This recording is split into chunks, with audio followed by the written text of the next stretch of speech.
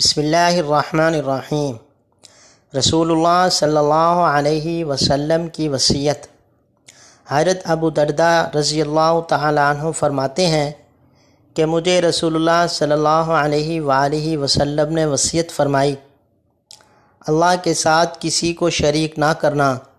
اگرچہ تیرے ٹکڑے ٹکڑے کر دیے جائیں یا تجھے جلا دیا جائے،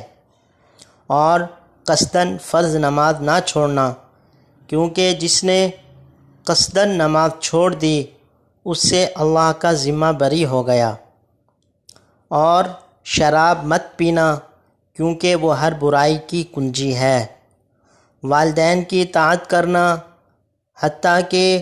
اگر وہ حکم دیں کہ اپنی ملکیت میں سے تمام چیزیں انہیں دے دو تو دے دینا، حکمرانوں سے لڑائی مت کرنا اگرچہ تم سمجھو کہ تم ہی حق پر ہو اور حکمرانی کے زیادہ حقدار ہو، لڑائی میں نہ بھاگنا چاہے تم ہلاک ہو جاؤ اور تمہارے ساتھی فرار ہو جائیں، گھر والوں پر اپنی وسعت کے مطابق خرچ کرتے رہنا، تنبیہ کے واسطے ان پر سے لکڑی نہ ہٹانا، اور انہیں اللہ سبحانہ و تعالی سے ڈراتے رہنا۔ اللہ تعالی ہمیں آپ صلی اللہ علیہ وسلم کی اس مبارک اور پیاری وصیت پر عمل کرنے کی توفیق عطا فرمائے اور زیادہ سے زیادہ شیئر کرنے کی توفیق عطا فرمائے۔ شکریہ۔